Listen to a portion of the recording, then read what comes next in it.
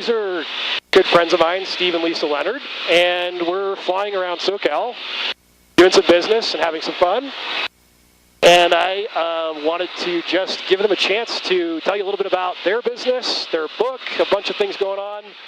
We have a number of brands that, in one way or another, about either telling or supporting, telling stories of hope through content and product. So Lisa Leonard Designs is our long-term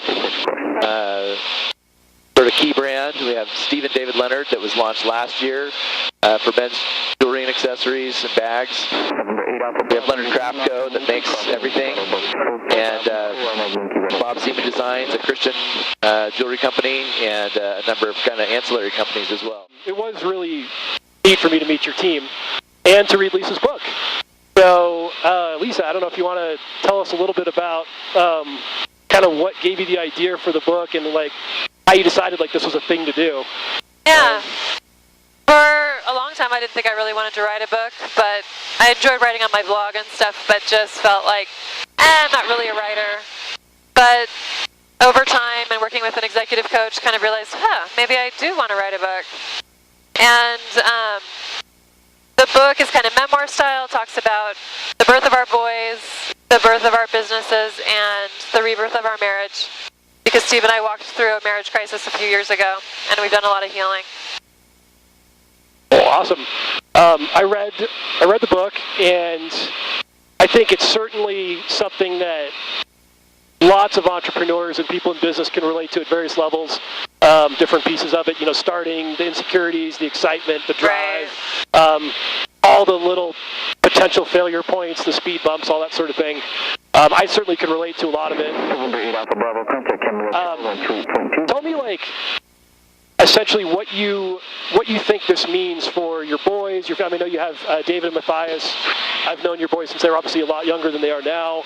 Yeah. Matthias is at a stage in life where he can comprehend what this all means. You're talking about your marriage, your family, your business. It's pretty intimate. It's pretty detailed.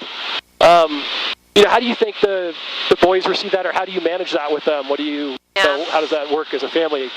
I think for Steve and I, one of our values is honesty, and even if it's messy, hurtful, we're all affected by the truth, whether we talk about it or not. It's there, and it's real. So we want to be honest with our boys, and believing that they're going to face their own struggles in marriage and life and business and all those things. So our hope and prayer is that it will actually strengthen them and give them the tools they need to face those things with honesty as well.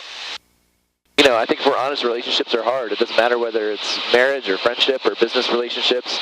Right. Relationships, are challenging, and they take work.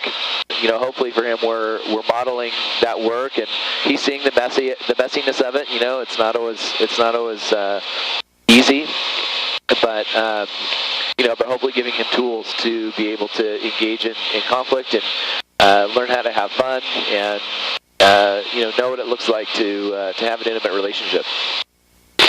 Cool, and that kind of is a good segue into what I was going to ask you next, which is, what advice would you have for somebody like myself or whatever, not married yet, eventually want to get there, plan on running my business? I don't know if a future spouse will be involved in that, but what would you tell guys to sort of like protect the marriage, protect the relationship, hopefully avoid some of the pitfalls and that sort of thing, based on your experience? My first advice is listen. Right. And it sounds so basic, but I've seen a lot of guys not do it. Like it's easy to get defensive. It's easy to want to justify yourself and voice how you are doing. You're already doing what they say. But it's kind of funny. It reminds me of being at the gym. And, doing our exercises, and our coach will come by and, and say like, hey, you need to get your hips down, or you need to make sure you're twisting this way or that way. And every time the coach gives me feedback like that, the first thought that goes through my mind is, I am doing that. What do you mean? Right. But they can see, right? I can't see. They can see, so obviously I'm not doing it. So I need the correction. Right. Well, your spouse sees things about you that you don't see. And if they're giving voice to you, instead of being defensive and saying, I am doing that, like, I would say stop and listen, ask questions, and ask, help me understand this. I don't see what you see. Like, give me examples. Like, not so that you can justify yourself, but so that, so that you can engage. And let's face it, we all need to make changes. We all need to grow. That's part of life. I really respect your ability to create a culture that's somehow has eclipsed the size and the growth of the company to keep that, keep the homey feel and all that. I used to be really apologetic. Our environment, it's funny because on the outside it's very sweet, very, very nice. When you have a brand that's about hope, it conveys, that conveys something. But at the same time, we work really hard. It's a very fast-paced, dynamic environment. And, I used to feel really apologetic that it wasn't more stable and those types of things. And I've really learned that in terms of team building, we have to get people on the team that really are going to thrive in the environment that we have, because it is our environment. It's not going to ever be different. We're flying a small plane in bumpy weather, always. Set to maintain 6,000. Out of 8 for 6, that Pop Echo. All right, Steve, we can wrap this up. Go ahead. Yeah, as long as those things are messy, we're probably doing the right thing. As long as we're hitting our goals and those things are messy, we're focusing our attention in the right place. That's actually an indicator that our attention is where it needs to be. Yeah, but if you actually had what we call a totally clean house, all you'd be is a house cleaner. Yep, exactly. And yeah. Cool. Well, thanks for your insight. I appreciate it. It was fun flying with you guys. Hopefully we can go do it again. Maybe the weather will be a little better.